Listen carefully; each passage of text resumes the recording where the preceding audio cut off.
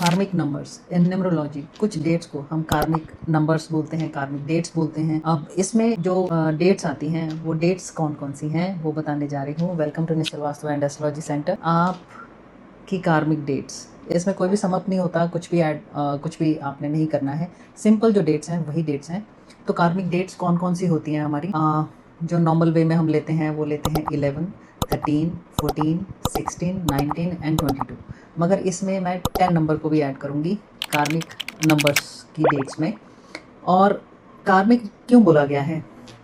हम सब पैदा होते हैं इस जन्म में, हम आपने बहुत जर्नल और रेगुलर सुनते होंगे कि अपने कर्मों को हम भुगतने के लिए आए हैं। जो पास्ट लाइफ के कर्मास हैं उनको हम इस जन्म में भोगते हैं और कुछ नए कर्मास हम ऐड ऑन करते हैं।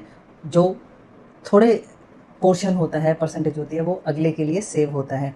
तो यही एक साइकिल है लाइफ का। तो ये जो कार्मिक डेट्स हैं इनको हम क्यों स्पेशल मान रहे हैं? देखिए, कार्मिक हम अपने कर्म भुगत रहे हैं यहाँ पे, और ये कार्मिक डेट्स हमें हेल्प करती हैं हमारे उन कर्मा से हमें फ्री होने में। देखिए, ये जो हमने लाइफ में कर्म किए और ये साइकिल चला जीवन का, मरण का, फिर जीवन जिया हमने, फिर उसमें अगले में बर्थ में गए, और एक समय पे हम बोलते हैं कि हमें मोक्ष मिले। मतलब इस साइकिल से हम बाहर निकल के मोक्ष को प्राप्त हों, कि ताकि दोबारा हमें इस जन्म मरण के चक्कर में नहीं पड़ना पड़े। तो ये जो कार्मिक डेट्स हैं आपको हेल्प करती हैं उन कर्मास को काटने के लिए।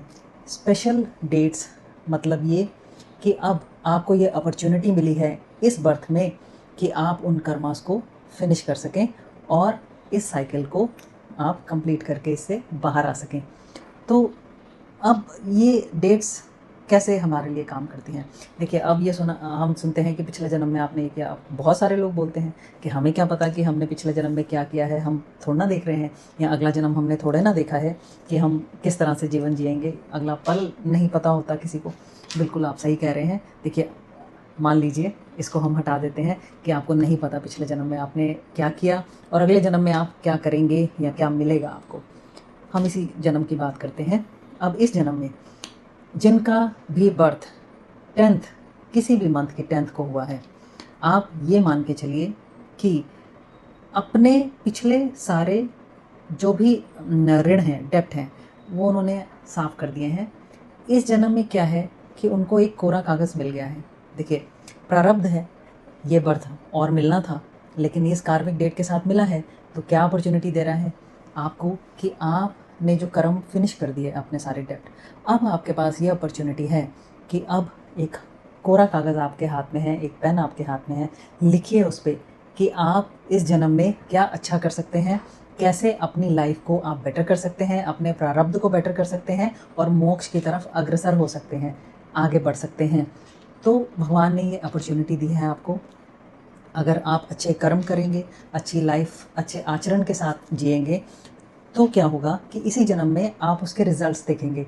आपकी लाइफ में रिवॉर्ड्स मिलने स्टार्ट होंगे आपको, और जो नेक्स्ट साइकिल है वो आपके लिए बेटर हो जाएगा। थोड़ा सा हैवी नहीं करना चाह रही हूँ, बहुत लाइट वे में करना चाह रही हूँ कि अब आपके पास वो कलम है, वो कागज़ है कि आप अपना प्रारब्ध खुद लिख सकते हैं और अपने जीवन को अलग ऊंचाइयों पर ले जा सकते हैं। और फिर यही कार्मिक डेट आपके लिए मास्टर नंबर बन जाएगी, रिवॉर्डिंग नंबर बन जाएगी। तो अगली जो कार्मिक डेट्स हैं उनको नेक्स्ट वीडियो में एक्सप्लेन करूँगी। Thank you so much for watching. Please like, share and subscribe.